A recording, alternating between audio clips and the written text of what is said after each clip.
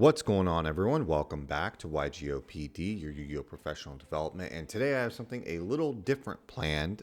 If my voice sounds a little hoarse, I had quite a long event yesterday for a PS5 tournament that I bubbled out of the Top Cut chance to play out. I got 10th place again. That seems to be my constant curse, but regardless, I wanted to showcase something different before I drop the 1K special, just because I'm feeling a little kind of nasty from that event, as well as my voice isn't really there all the way, and just wanted to kind of give myself another day to recover, but still wanted to showcase something I've been trying to get for about a month and finally got pretty much everything together. This is Ninjas. This is a really decent semi-competitive, rogue to tier 2 / casual deck. If you're just looking for something different, I like doing these kinds of things near the tail end of a format before either a ban list or a new set drops to give people something fun and something different to explore around with while you're waiting for a big meta shift. So I'm going to shout out all my new subs and do all that kind of good stuff in the 1K special here in a day or two this week, but I wanted to still get something out to showcase to all of you. So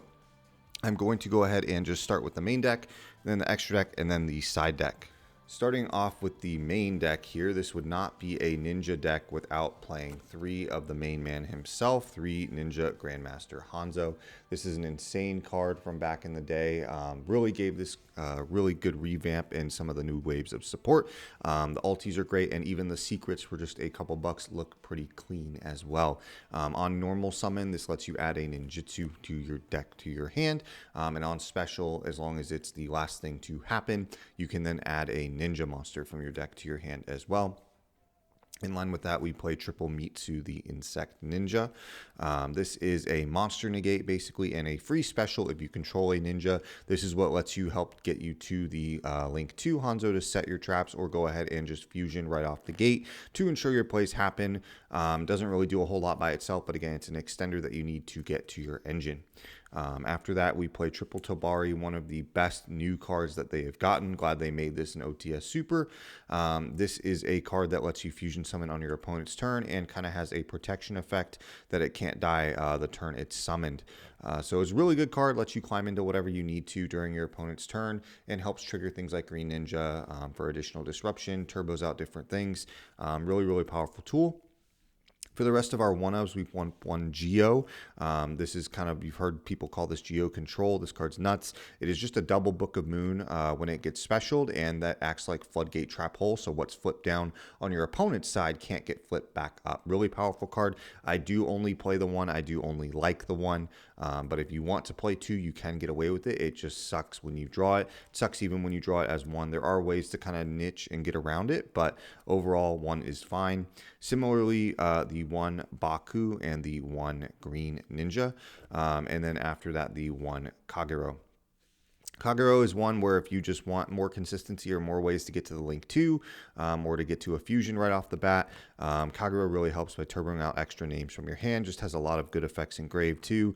Baku is typically what you add off Hanzo in a mid combo on your opponent's turn, since it can then special itself and get you additional advantage. Green Ninja, if it's just sent to the grave, then it acts as a Book of Moon. So this is typically what you get off your ninjutsu traps to then go ahead and fusion into on your opponent's turn to get another piece of disruption. So that's it for the main ninja names. After that, I will talk a bit about the consistency pieces for the deck. We do, unfortunately, play Triple Prosperity. As cool as the new support is and as amazing as it is, this deck really needs a lot of help. You need to guarantee access to engine, and so you need to be able to have or play those cards to get to it. If you don't have Prosperity, there's not really many good substitutes, since this deck does play a lot of one-ofs, unfortunately. You could get away with Extravagance, since most of your extra deck is 3-ofs, or you can at least cater it to be 3-ofs. Just know that Prosperity is still overall the ultimate choice there, but still a really solid card nonetheless. After that, 3 Ninjutsu Notebook. This card is pretty nuts. Really helps more turn 2, turn 3, anything after your turn 1, because if your opponent controls a card as the condition to activate it, it gets a ninja or ninjutsu art, one of each, from grave and from deck, but you can only do 1 from each location. So if you pick a ninja from the deck, then you have to get a ninjutsu from the grave, and vice versa. But still a really good, solid card if you need extra bodies on field, different things like that. If you want to play around certain things, this setting the equip spell mid-late game is absolutely incredible. We also play in here, not many people are doing this, but I've decided to dedicate to it, is triple small world. You can pick whatever bridge you think is the best. Mine is not in yet, but it is on the way, but I'm going to show this here for now. Spell Striker has been my favorite small world bridge. It kind of checks the most boxes. It also works as a generic extender so that you can make things like cross sheep or IP if you want to do that. But that seems to be the best small world bridge that checks the most boxes as a mid bridge or a starter bridge to get you to things like Hanzo. On screen here, I have a list of every way that Spell Striker is used in the small world bridges and just how I do it overall. Still a really solid card. Again, you don't have to play the small world engine, but if you are looking for something like to cheap down the cost of the deck, you could explore this engine and then do Extravagance instead of Prosperity, but I really do like the Small World engine. It is good. It guarantees you access to Hanzo, and if not, you can search other power cards as well. After that, one Rhoda, one Instant Fusion, and one of the Ninjutsu Art Tool Iron Digger. This is really standard package for this deck. This gets you to Hanzo. This can get you another body on board if you already have a Ninja Engrave going second. Then it acts like a disruption when you turbo out the other fusion. And then this card is just nuts. It banishes, it equips to something, and whatever it's equipped to becomes a ninja. So that can equip to your opponent's thing, so you can kind of use that as you choose, as well as being able to banish and then pop. The cool thing is you typically equip it to your opponent's monster, banish, pop itself, and then when this goes to grave, then it brings back a banished ninja, so that's really, really good. After that, we play triple of the Dancing Leaves and one of the Duplication. This is pretty standard. Some lists just do 1 and 1 again, but I think for this build in particular, I've added enough consistency tools that it just helps, because then ideally you're baiting out hand traps, you're still getting to engine, and then you just use these to continue playing from there. But that's pretty much it for the Ninja package. The rest of this is more non-engine in terms of defensive cards, so I'll go ahead and showcase that. For the rest of them, we do play the Gamma package. I prioritize Duplication a lot, and you basically need a way to ensure that resolves. This is kind of where that comes into play. We also play Prosperity. We also play Small World. Droll is seeing a resurgence in the recent format if you've kept up over this past week or so. So this just being able to punish that and then go into something like Omega to rip a card out of your hands. If you have the money for Excel Synchron or the new Stardust Synchro level 8, I'll show it on screen, to be able to do that, then make Baron to get an extra negate. It just gives you so much room and flexibility. It is like the power can trap of the format right now. More and more people are slowly transitioning to it. And in this deck, it just really helps guarantee your stuff resolves. And if not, it's ideally ending your opponent's turn. So after that, triple Ash. Not much to say. Again, like I said, people are pivoting to Droll. You could cut this for Droll if you feel like just opening the one Ash is not as impactful for you. But overall, Ash is still really, really solid. Does a good job. Has decent coverage. Branded is still around a little bit. So overall, it does help. And then after that, the last of the non-engine for defensive cards is double Fenrir and one Called by the Grave. Fenrir also helps as a bit of a small world bridge. You could get away with one, but two just to search the other is decent. These have dropped quite a bit in price, I think, for fear of an upcoming ban list in about a month.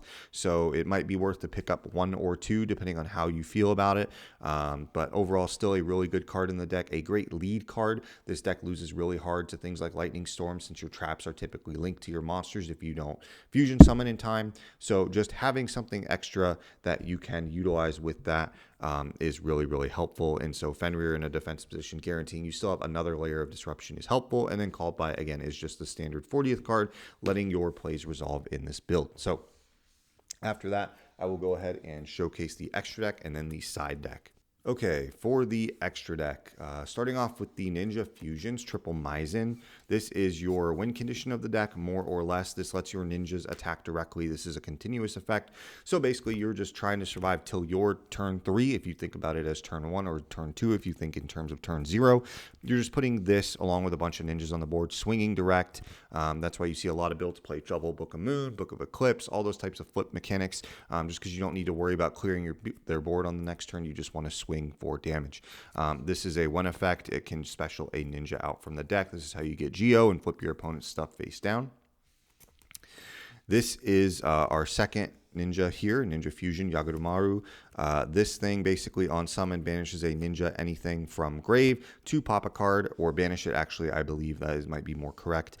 Typically, you quick fusion into this with Tabari using green ninja, so you get 2 interruptions on summon. These are what you go into most. You need 3 of them. And then 2 Saizo, again, if you want to do the extravagance build, max out on these, of course, but you need at least 2 for cash, right?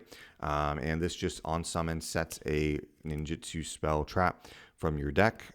So that's pretty good. Lets you get access to your engine even if you can't get to Hanzo. Cross Sheep as a solid extender. The rest of this is kind of flex spots. Underworld Goddess, you put a lot of bodies on board. Having some way of just guaranteed removal, if you're not on Kurikara or Kaijus or things like that in engine, quote unquote, is a good thing to do. And then Triheart, again, this deck just has the freedom to kind of do whatever it wants, and this is always just a good backup. I like this card, but again, these are flex spots. You can kind of throw in whatever you want. Omega for the Gamma package. Of course, like I said, if you have the Excel Synchro Dragon for the new Stardust as well as Baron, you could do that. And then the last couple here are 1 Blade Armor, 1 Gigantic. You play a lot of level 2s. This helps out with that a good bit. And then 1 Zeus. Again, if you're worried about cash, up this to 2. But you're already making a lot of concessions in terms of price to make this viable as is. So that's pretty much it for the extra deck. And then last case, I'll just show the side deck really, really quickly here.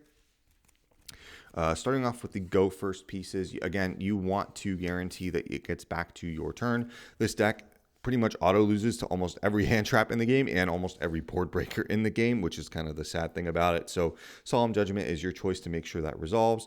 And then D-Barrier as your most generic turn skipper, quote unquote, or turn stopper that you have access to is solid.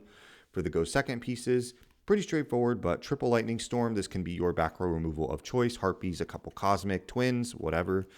And then after that, we play triple Dark Ruler. Sprite is becoming a lot more popular again as trending in the past couple of YCSs. Something like that really helps check and put it in balance. Also turns off a good decent amount of the cash board if you're worried about that. And then last is kind of the best board breaker of the format still is Evenly Matched. So that's it for the main deck, extra deck, side deck. Thank you all for bearing with me. Sorry if I sound a little garbage today. Like I said, bigger event yesterday that I had the chance to be a part of. Really wish I made Top Cut, but it's neither here nor there. I'll still make a post about it, probably share the list. I was doing Marincess, but with all that said, thank you all so much for watching. I'll drop a big video with a few other things later this week, and I will see you all in the next one. Later.